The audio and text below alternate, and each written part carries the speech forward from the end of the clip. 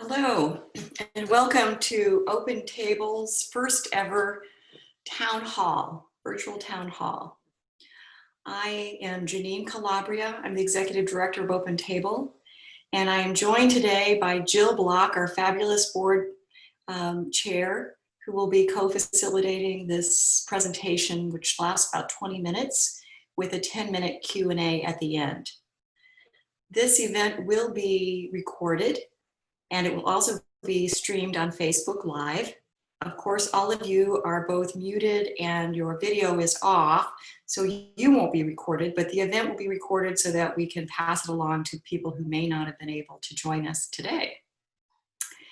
So first off, I want to talk about who was invited to join us today.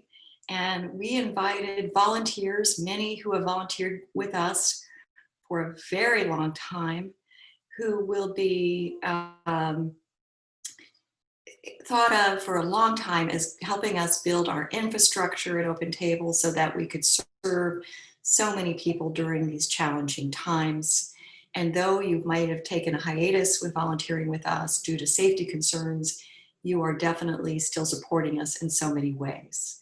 We also invited our donors, our supporters, who have been so generous to Open Table during these challenging 5 months, and also our community partners who have reached across the table and worked with us to collaborate in very diverse ways to make sure we were still delivering our mission at a time that was so critical to make sure people were getting the food that they needed.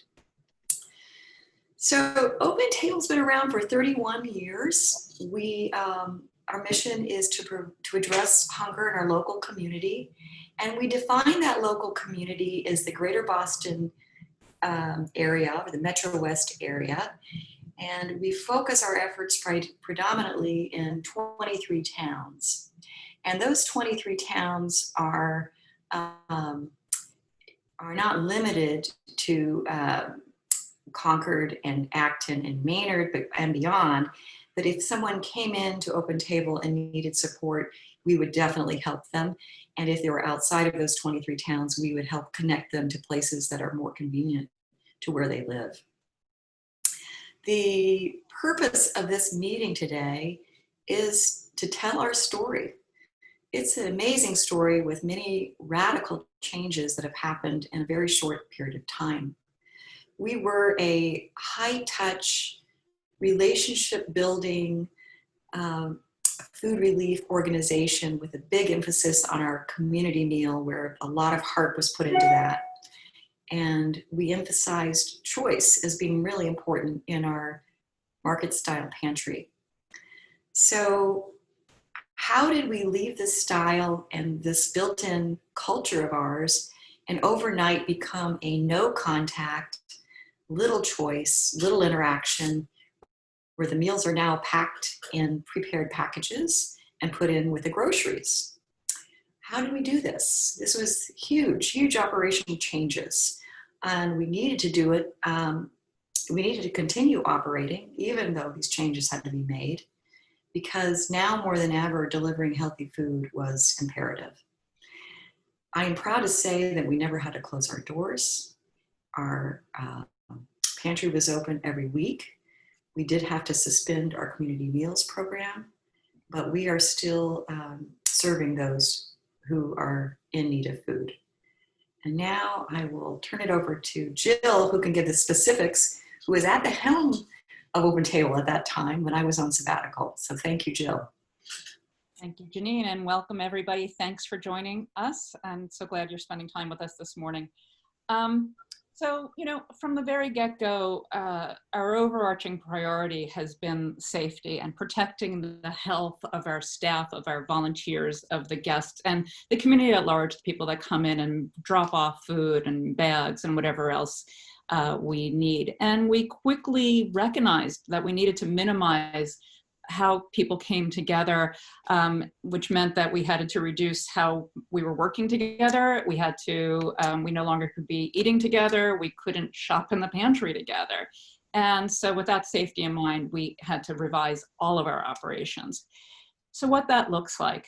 From that inside market style shopping with plenty of choices, we transitioned to a fresh air drive-through pantry that unfortunately has more limited choices.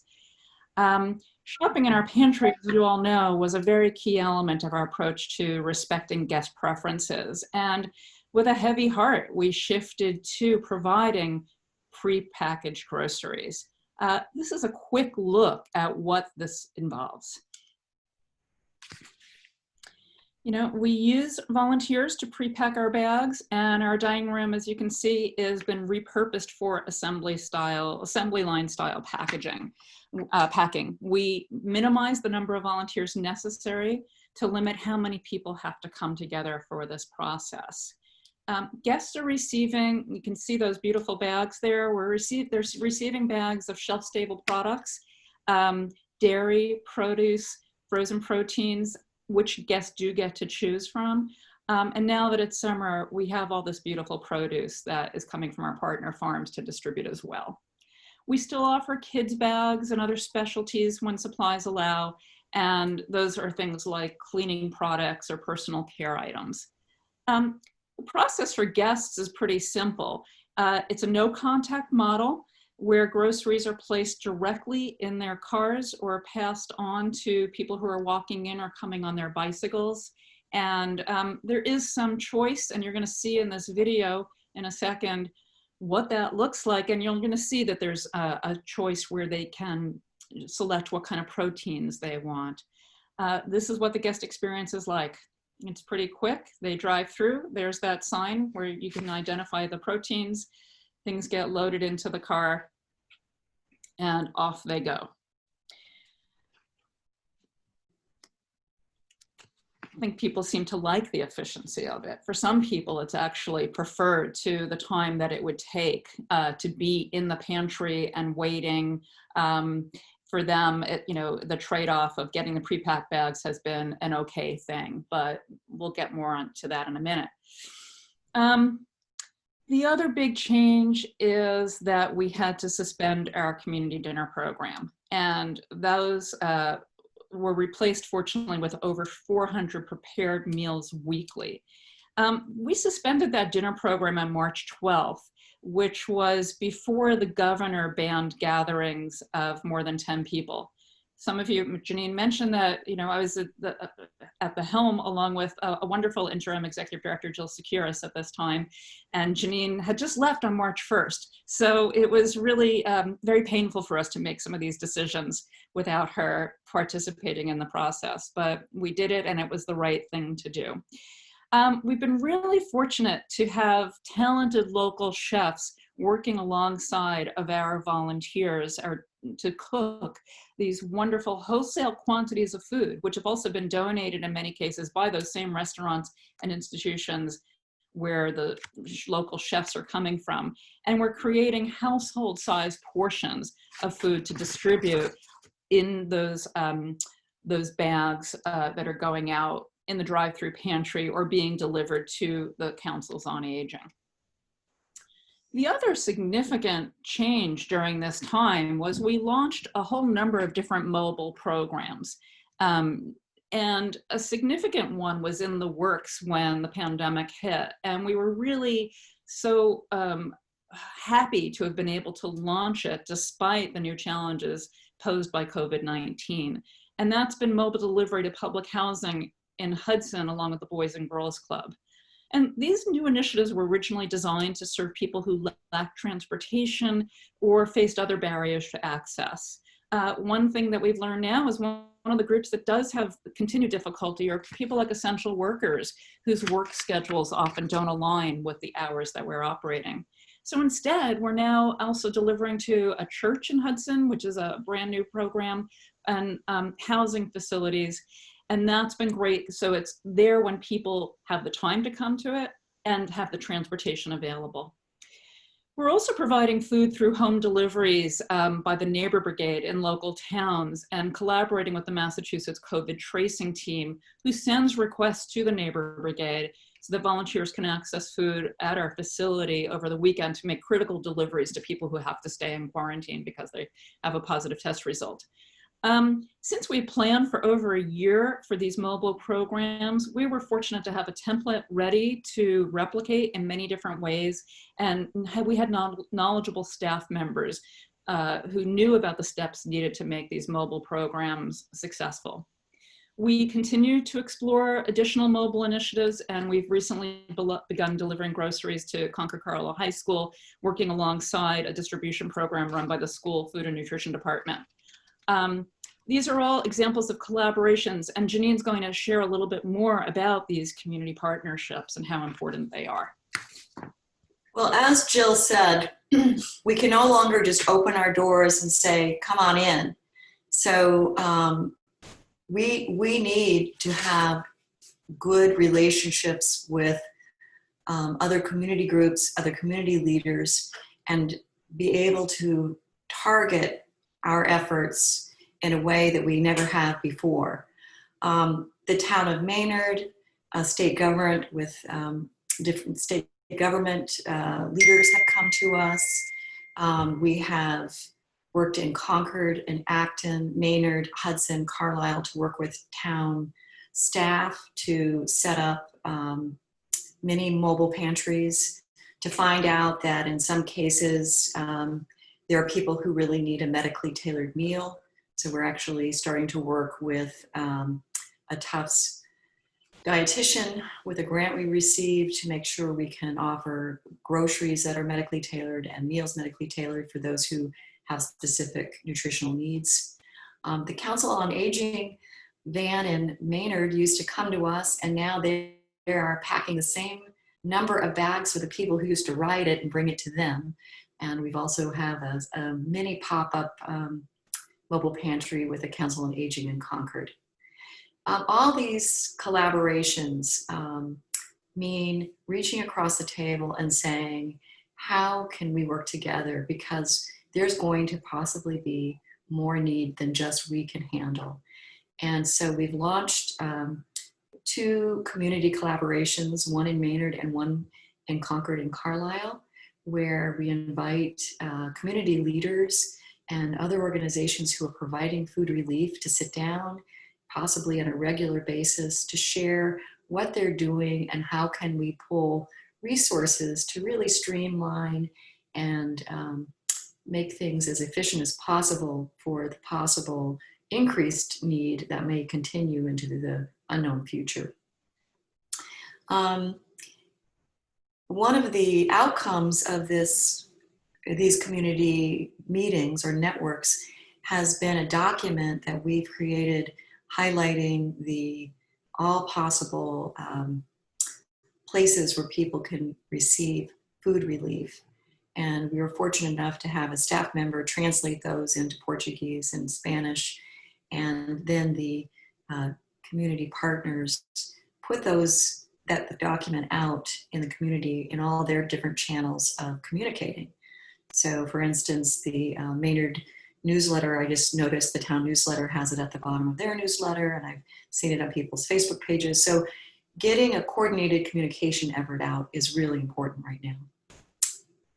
So who has changed at Open Table? Because there's a lot of who's who have changed, and Jill's going to talk a little bit about that. So we estimate that 30% of our guests since March are first-time Open Table pantry users due to the pandemic. And at the height of it, we were seeing 200 households a week with more large families than ever before. Anecdotally, we also heard that many of those guests were first-time pantry users anywhere. We, of course, continue to serve those people who came to us before the pandemic hit. But we've also learned that some of those guests are going elsewhere due to new food relief sources popping up closer to home, or many other pantries did reduce restrictions to access at other pantries during that time. For safety reasons, Janine mentioned we used to have a van. Vans used to come from some of the councils on aging with seniors who would also participate in our senior luncheon program. They would come, but instead, because their age puts them at greater risk, those guests are now receiving groceries at home through community partnerships with the Neighbor Brigade and the van services. But with the addition of all of these new programs and our new service models, the mobile programs that protect safety, we're actually serving more people than ever before. The other thing that's really changed is our volunteer pool. We experienced an almost complete change in the composition of our volunteers because many of our loyal volunteers are older and part of the demographic that's most vulnerable to the virus. We've been fortunate in that, the high school students and college students who had time on their hands have been available to volunteer from us, and we've had a wonderful new group of young people coming to us.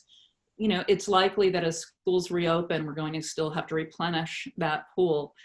We also found we had great success and continue to have great success with families and household groups volunteering together, which allows individuals to work in closer proximity, reducing some of the challenges posed by social distancing. And we know from my own family's experience as well, that this was a really positive experience for these groups who often felt very frustrated by not being able to do more to respond to the pandemic. We also had a very creative use of some very committed volunteers. I know a number of you are on this call now, who became an advisory team that helped us think about what a new model could look like and made suggestions for how we can return to our former model. That process was so successful and satisfying for the participants that we used that same type of series of conversations for a series of strategic conversations by the board, who are in fact another very large group of volunteers. And we use this process to discuss priorities and strategies for moving beyond the pandemic. Janine's going to talk a little bit now about some of the other changes we've experienced, particularly around the food supply. I'm waiting for the graph to come up. Here we go. So taking a look at this graph for a minute, the green is food from Greater Boston Food Bank. Yellow is community donations, that's food drives or the food bins we have at different places, or farms, grocery stores, anything outside of Greater Boston Food Bank. And then the gray is what we have purchased to be able to make sure we are supplying essential staples. What you can notice here is at the same time in April, when our demand begins ratcheting up for our pantry services, the Greater Boston Food Bank is being reduced. And the green, you can see that we were moving from receiving 70 to 75% of food from the Greater Boston Food Bank, and now is around 57%. So what happened to make this change? Part of this was the national food shortage that happened, where normally the Greater Boston Food Bank would be receiving tractor trailers of food coming to them. Many of them had been halted. They were getting less of some of the staples we needed, like eggs and meat. And we had to respond in some way to make that up, and I'll talk about that in just a minute. And while the Greater Boston Food Bank was supplying us less food, they were also having to funnel what food they had to the areas in the community with the highest need. And how important it is to track our data and each food relief organization's data in these times, especially where it comes into play, where we would weekly participate in a meeting with 120 other pantries and take in real time a survey which allowed us to say how many people had come the week before and give Greater Boston Food Bank immediate feedback as to where their resources need to go. They have been an incredible partner to us in helping us address food safety concerns, how to create communication with other pantries so that we could support each other, and to understand how all of this works in the larger food network of food relief. So while we got less food and we're getting less food and relying more on our local community, which is all good, it's important to understand what an important partner they are to Open Table. So how do we handle this? With the national food shortage, We were receiving less meat, less eggs, some of these staples that we believe every guest when they come to Open Table can count on. So our, in particular, Stop and Shop in Acton had a lot of meat for us because some of the other agencies, food relief agencies, had to temporarily shut down until they could reorganize to reopen with full staff. And of course, Sudbury Farms, Trader Joe's is a big supplier of prepared meals for us, and Crosby's Market.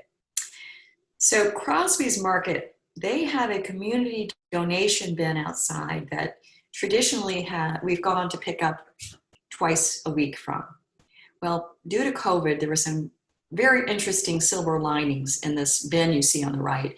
First of all, it got brought outside, and you see there in the picture, third from the left is John Cummings, the general manager of Crosby's, and he's surrounded by Lions Club members. And Steve, that's me with the orange pants, and Stephen Crane at the end. We're there thanking all of them for their incredible support, because now we were picking up twice a day. There was so much food. We went from like 640 pounds a week to 7,500 in a month of May. It was just amazing.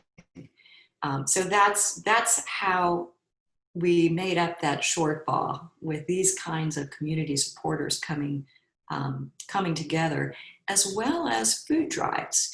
And while many typical sources of food drives, like our letter carriers food drive, where we partner with local post offices to bring in food on the first Saturday of May, that had to be postponed because it was too high a contact. And we developed, with the help of Jennifer Clark and many of her volunteers, and Rob Slattery, our operations manager, a drive-through style food pantry where there is no contact. You can see there, somebody's in the back of the car getting ready to take the groceries out. Normally we put food in. This time we were taking food out, again, very safely. And that's brought in, again, thousands of pounds of food that we just never would have imagined. So that's about 20% now made up that shortfall.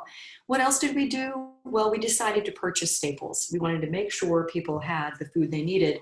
So we launched something called Extraordinary, which was an online targeted food drive. And it wasn't collecting food, but collecting money that was restricted simply to purchasing wholesale quantity eggs. And then for people who didn't give money, they may have given egg cartons so that we could put those eggs in household size containers and pack them in our grocery bags. The other source of local food, which again has been sort of an unintended consequence of the pandemic, has been how many restaurants have now a large quantity, a large volume of food they couldn't use for their restaurants. They created individual meals like you see here, but from the wayside in. I believe in the middle, there may have been some food received from the Finn School, other restaurants who came with food. And in many cases, like on the right, I believe this is one of the food service guys from middle school in Westford. They came in and they made all those meals themselves, the professional chefs. So that's been a wonderful way to create a really healthy to-go meal for servicing people through our grocery bags. And at this point in time, we are once again very richly sourced with fantastic produce. We have great partnerships with Gaining Ground, with Drumlin Farm, and you see on the left a woman who's bringing produce from her own garden and from many of the community gardens in different towns. So that's been wonderful, again, meaning we could take less from Greater Boston Food Bank, and maybe that food now is going to communities that might have not quite as robust a community network as we do. So all of these things that have happened over these past 5 months in such rapid fire time has led us to stop for a few minutes and really understand there are some great lessons for Open Table to learn from this. And I'm going to turn it over to Jill to kind of summarize what those are. Thanks. Okay, thank you. So one of the big lessons we learned is that our team and our community can creatively adapt and change quickly when it matters most. And some of the reasons for our ability to do that are the fact that we own our own building, we have a dedicated staff, we own a truck, we recently completed a strategic plan, and we kept on plowing through this. And as mentioned earlier, other agencies had to close or temporarily suspend their operations, but we never missed a week. We also learned, and we kind of knew this, but it was really validating to know that the community has a tremendous amount of faith in us. And this was evidenced by very generous contributions of both money and the food, as Janine just described. People knew that we would be able to use that money and we would get the food out to people. We also learned that relationship building is key. Shout out to the Maynard Town management for their willingness to accommodate us in our parking lot. And we worked really hard over the years to develop that relationship with town management and the local businesses. And that paid off with lots of support, as we already said, with those big institutional food packages. As those restaurants were shutting down, we were getting their sacks of onions and frozen proteins from their freezers. So those relationships were very critical. Another piece of the relationship building is, previously we would have corporate groups coming in and volunteering with us. And certainly we needed that labor, but oftentimes those served as team building exercises for those corporate groups. But when Bristol Myers Squibb, for example, and the Tufts Health Plan were no longer able to come into us and help us out, because they already knew us and had faith in us, they were very generous with financial support instead. Another lesson we learned is that the long-term view is very important, and this is really factoring into how we continue to modify and adapt. We know that we're not able, it's unlikely that we're ever going to go back to exactly what we were before, and even normal, it's going to take a long time before we're back to anything that looks like that. So we're incorporating changes now that can enhance any of our operations going forward. Along those lines, we've invested in having a consultant who's helping us now in designing the next iteration of our operations, and we're looking at technical solutions to support a more efficient operation. Another lesson is we confirmed that it's really important to give choice. Choice respects the dignity of our guests, it reduces waste, it respects the diversity of both guests' health and their cultural preferences. And though those packed bags are safer, they aren't as sustaining and nurturing as our previous offerings had been for these individuals who chose them on their own. And as the pandemic continues and we continue to operate to prevent the spread of the virus, we're looking for ways that guests can select what works best for their family and from what we can offer. So that might be an online software for ordering, or a paper shopping list, or a combination of the both. So we're looking at that because choice, we know, is just one of those very critical pieces in living a healthy life. So finally, I'm going to turn it back over to Janine, who's going to talk about how we move forward and some of the things that we're looking into.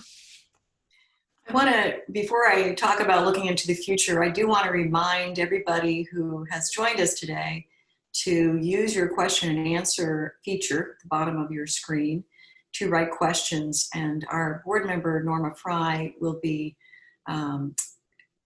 looking through those and making sure she can read them to us, maybe reducing those that are redundant. So please take some time now to write in any questions you might have. And at the end of our presentation, a few minutes, we'll be answering those. So looking at the future, we don't see community meals ever coming back as our mainstay. What we do see is offering community meals for what they do provide, which is community. So thinking of them more as an event, a gathering event. And I know the cooking team has made wonderful strides in adding themed meal events And those will probably come back, but maybe they'll be once a month.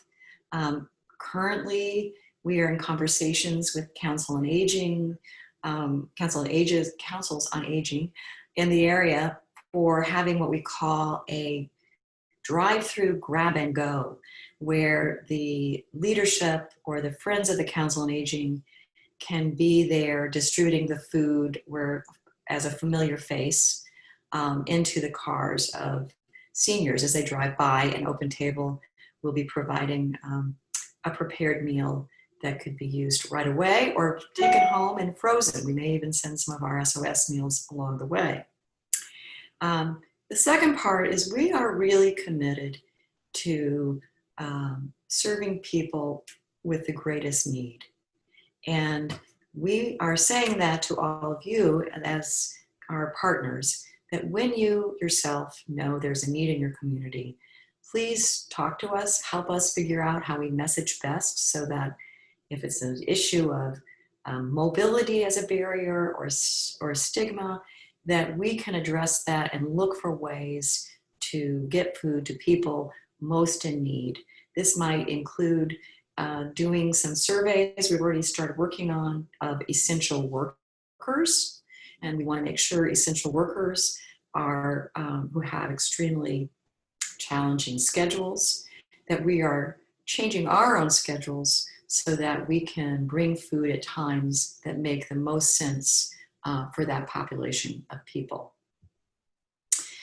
We will be also gathering more input from people currently using our services to ask them, what would be wonderful in these bags? What are you getting too much of? What would you like more of? So that our bags are packed as well as we can pack them to meet the more general desires of most people. And where we can add choice, we'll be adding choice. So where do we go from here? Those are some of the places. We'll be working more with state and local leaders to identify where gaps are of unmet need. We are trying to be mindful of how do we do this and do it more efficiently and eliminate waste. We don't want to be redundant in a town where there's already services that are meeting the need, so we're looking at that. And in particular right now, we are reflecting on issues of racial bias and equity. We have committed to providing training to our staff, our board, and reviewing the policies and practices that we have in place to assure that they are as inclusive and welcoming as they can be. And hopefully we will also be able to offer that for volunteers who are interested. As always, fundraising is part of our meeting our mission. We will be probably doing a lot of virtual fundraising. We will be increasing our stewardship. And if you have any creative ideas for how to do that, if you're seeing ways that people are doing that, we'd love to hear from you. So please add your ideas. It's a challenge to do all that fundraising virtually. Community meals, as I said, will become more of an event. Grab and goes. We're even looking at, could we maybe model a grab and go program like Mount Calvary has. I know they're offering over 150 meals at their event Wednesday evening. We're wondering if that might be something we could offer at the First Parish Church in Concord. So we will be in conversations soon about that.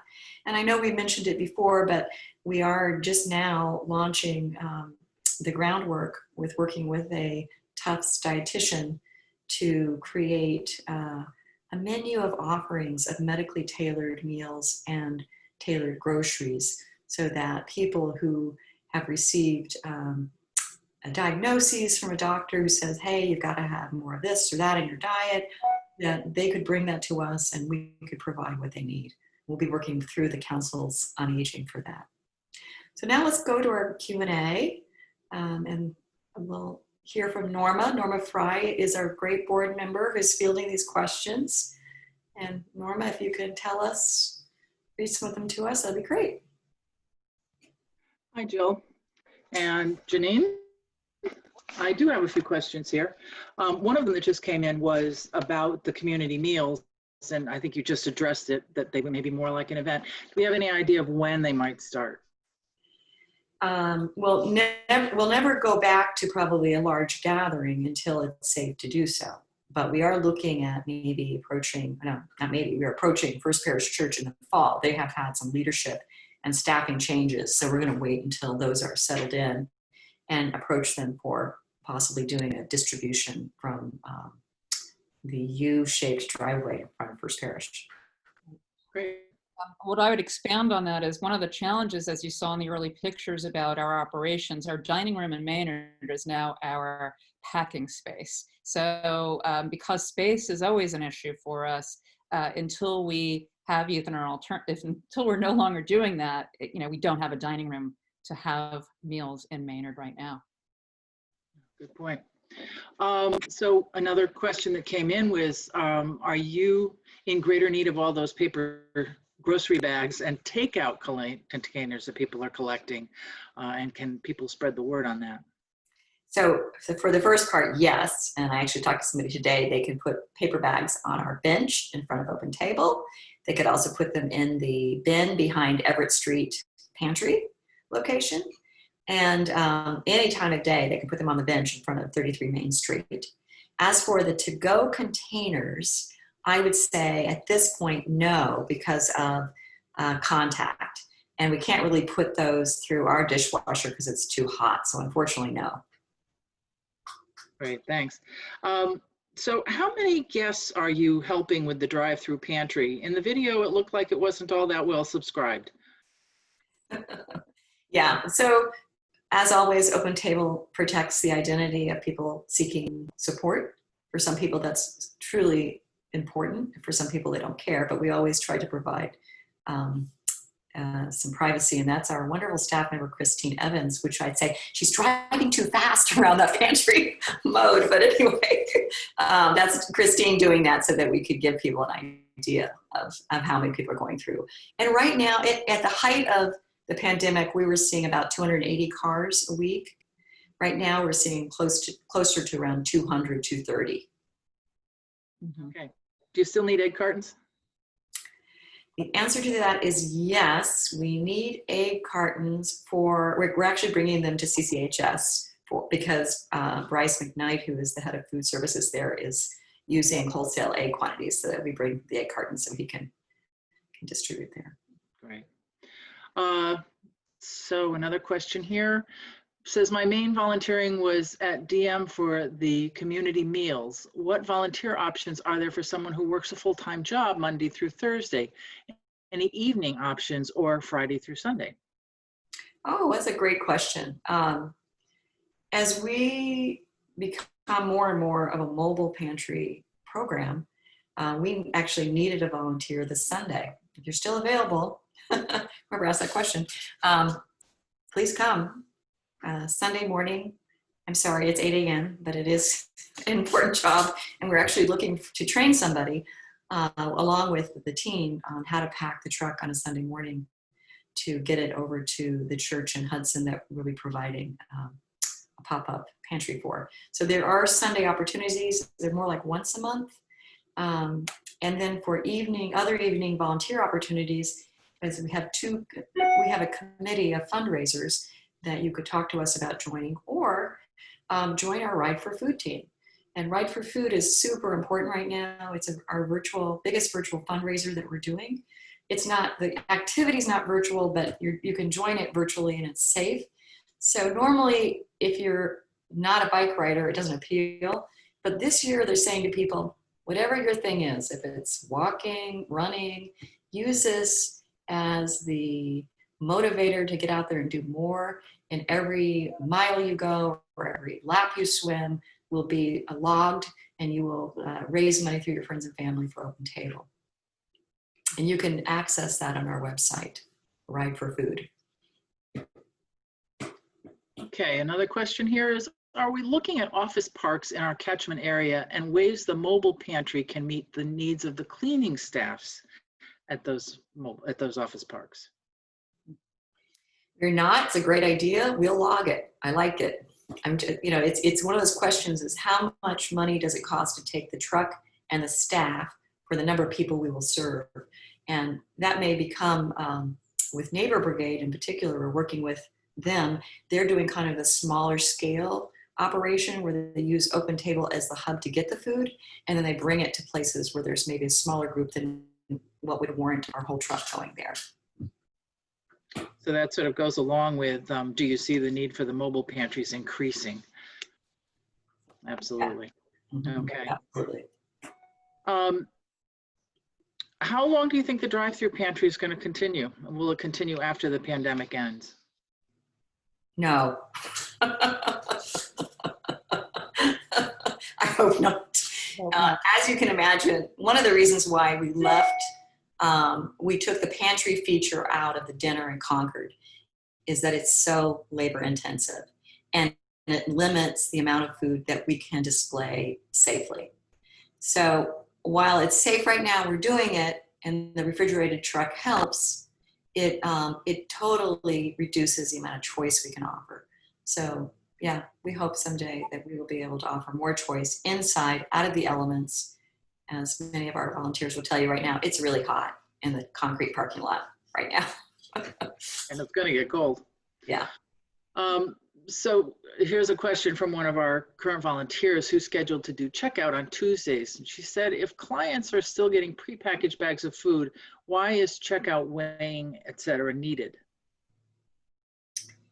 I don't know. I'll be honest. We just brought in data collecting again, and I'm not sure why we're weighing, because we had decided weighing was not needed, that we could approximate for what a normal bag was. And we were only going to weigh what came back and take that up to the total. So I'm not really sure why that's happening, but I will find out.